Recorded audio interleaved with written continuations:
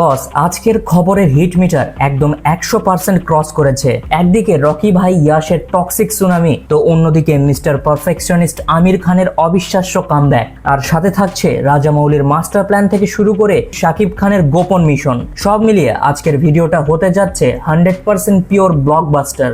শুরুতেই এস রাজামৌলি আর মহেশ বাবুর upcoming pan world movie Varanasi নিয়ে এমন এক মাস্টার প্ল্যান করা হচ্ছে যা শুনলে আপনি চমকে যাবেন। Captain of the ship Rajamouli target নিয়েছেন একযোগে বিশ্বের 120টি দেশে প্রায় 50টি ভাষায় সিনেমাটি রিলিজ করার। আর আসল ধামাকা হলো এআই আর সিনথেটিক ভয়েসের শর্টকাট যুগে দাঁড়িয়েও রাজামৌলি খেলছেন একদম রিয়েল গেম। থিয়েটারে 100% রিয়েল ফিল ধরাতে প্রতিটি ভাষায় একদম রিয়েল হিউম্যান আর্টিস্টদের দিয়ে ডাবিং করা হচ্ছে। মহেশ বাবুকে নিয়ে এই লেভেলের ক্রেজি ডেডিকেশন আর গ্লোবাল প্রিপারেশনই বুঝিয়ে দিচ্ছে সাউথ ইন্ডাস্ট্রির ইতিহাসে বারাণসী হতে যাচ্ছে সবচেয়ে বড় আর মাইন্ড ব্লোয়িং প্রজেক্ট। সাউথে রাজামৌলি যখন বিশ্ব কাঁপানোর ছক কষছেন, ঠিক তখনই ঢালিউডের বক্স অফিস দখলে নেওয়ার মাস্টার প্ল্যান সাজিয়েছেন আমাদের মেগাস্টার শাকিব খান। যে বক্স অফিসে রাজত্ব করার প্ল্যান করছেন সেটা এখন সবাই জানে। বছরে 4টা সিনেমার টার্গেট নিয়েছেন তিনি। আর গতকাল শাকিব খান, হিমেল আশরাফ আর আরশাদ আদনানের একটি ছবি সামনে আসার পর বিষয়টা আরো ক্লিয়ার হয়ে গেছে। বোঝাই যাচ্ছে প্রিয়তমা আর রাজকুমারের ম্যাজিকের পর 2027 সালে এই তিনজন আবারও ধামাকাদার কিছু একটা নিয়ে ফিরবেন। আর বস, চমকের শেষ এখানেই নয়। 2017 সালের সেই আটকে থাকা মুভি অপারেশন অগ্নিপথ নাকি আবারও ট্র্যাকে ফিরছে। খবর পাওয়া যাচ্ছে পুরনো গল্পটা একটু ঠিকঠাক করে 2027 সালেই আবারও ফ্লোরে নামবে এই সিনেমাটি। এদিকে নাটকের সুপারস্টার অপূর্ব সিনেমায় এন্ট্রি নেওয়ার অপেক্ষায় আছেন।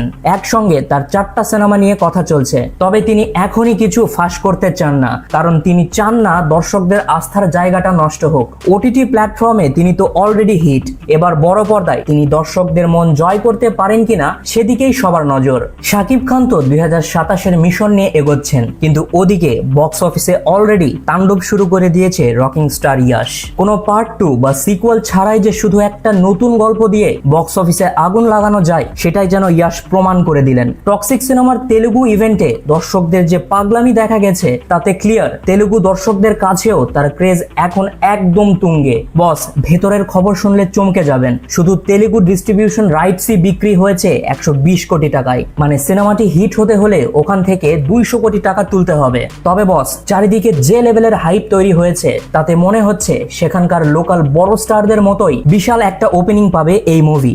আর অন্যদিকে রিলিজের আগে কর্নাটক ইন্ডাস্ট্রির সবচেয়ে বেশি আয় করা সিনেমার রেকর্ড নিজের পকেটে পুরে নিয়েছে টক্সিক। সারা ভারতে অলরেডি 36 কোটি টাকার অ্যাডভান্স বুকিং হয়ে গেছে, যার মধ্যে শুধু কর্ণাটক থেকে এসেছে 18 কোটি রুপি। বুক মাই শো অ্যাপে অলরেডি 8 লক্ষ টাকার টিকিট বিক্রি শেষ।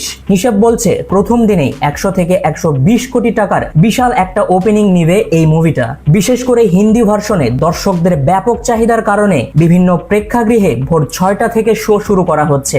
দর্শকদের চাপ সামলাতে কোথাও কোথাও মধ্যরাতের শো চালু করা হয়েছে। গুরু, একবার ভাবো, মুভিটা রিলিজের পর পজিটিভ রিভিউ এলে এই টাকার পাহাড় কোথায় গিয়ে ঠেকবে তা চিন্তারও বাহিরে।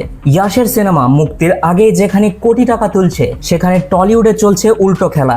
দেবের খাদান মুভি নিয়ে যেমন বিশাল হাইপ ছিল, জিতের কেউ বলে বিপ্লবী, কেউ বলে ডাকাত, এই মুভিটা নিয়ে হয়তো ততটা হাইপ ছিল না, কিন্তু রিলিজের পর একদম ভিন্ন চিত্র। সাধারণ দর্শক থেকে শুরু করে সমালোচক সবারই মন জিতে নিয়েছিল মুভিটা। সবাই বলেছিল সিনেমাটা সলিড, কিন্তু আসল কষ্টটা হলো ভালো রেসপন্স পাওয়ার পরও শুধু হলের শো নিয়ে নোংরা পলিটিক্সের কারণে সিনেমাটার ব্যবসা মাঠে মারা গেল। বড় মাল্টিপ্লেক্সে জিতের সিনেমাটি হল পেয়েছে মাত্র 16টা আর শো পেয়েছে 220টা। এতে প্রথম সপ্তাহে আয় হয়েছে মাত্র 39 লক্ষ টাকা। অথচ একই সময়ে কাছের মানুষ সিনেমাটা 226টা হলে 428টা শো পেয়ে প্রথম সপ্তাহে আয় করেছে 73 লক্ষ টাকা। গুরু, গেমটা একদম পরিষ্কার। জিতের এই মুভিটা আরামসে ভালো ব্যবসা করতে পারতো, কিন্তু এখন হয়তো 3.5 বা 4 কোটিতেই আটকে যাবে। বস, পাবলিক এত পছন্দ করার পরও হল মালিকরা কেন জিতের শো বাড়ালো না, এই প্রশ্নটাই এখন পুরো টলিউডে ঘুরপাক খাচ্ছে। জিতের মুভি থেকে বেরিয়ে এবার নজর দেওয়া যাক মিস্টার পারফেকশনিস্টের দিকে। বস, লাগান সিনেমার সেই ম্যাজিক নিশ্চয় মনে আছে। ইনসাইড খবর কনফার্ম করেছে যে দীর্ঘ সময় পর আবারও একসঙ্গে কাজ করতে যাচ্ছেন আমির খান এবং ডিরেক্টর আশুতোষ গোয়ারিকর। ইন্ডিয়ান ক্রিকেট, বন্ধুত্ব আর লড়াইয়ের দারুণ এক গল্প নিয়ে তৈরি হচ্ছে তাদের নতুন স্পোর্টস মুভি লালকারা। সবচেয়ে বড় টুইস্ট হলো আমির খানের বয়স নিয়ে। বাস্তবে 61 বছর বয়স হলেও এই সিনেমায় তিনি অভিনয় করবেন 25 বছরের এক ইয়াং ছেলের চরিত্রে। আর এই চরিত্রটা পর্দায় ফুটিয়ে তুলতে তিনি অলরেডি দিনরাত এক করে ফেলেছেন। আগের মতোই চরম ওয়ার্কআউট আর ওজন কমিয়ে নিজের বডি পুরো পাল্টে ফেলার প্রস্তুতি শুরু করেছেন আমির খান। বলিউডে যখন কামব্যাকের প্রস্তুতি চলছে, সাউথের মাস মহারাজা তখন অলরেডি কামব্যাকের সুনামি তুলে দিয়েছে। বস রবি তেজার নতুন সিনেমা ইরুমতি বক্স অফিসে কি লেভেলের তাণ্ডব চালাচ্ছে তা শুনলে মাথা ঘুরে যাবে। ব্যাক টু ব্যাক 6টা মুভি ফ্লপ দেওয়ার পর এই মুভি দিয়ে রীতিমতো আগুন জ্বালিয়ে দিয়েছেন মাস মহারাজা। মাত্র 35 কোটি বাজেটের মুভি আর 2 দিনেই ক্লিন হিট। প্রথম দিনে 25 কোটি, দ্বিতীয় দিনে 30 কোটি আর তৃতীয় দিনে 26 কোটি, অর্থাৎ মাত্র 3 দিনেই ওয়ার্ল্ড ওয়াইড কালেকশন প্রায় 72 কোটি রুপি।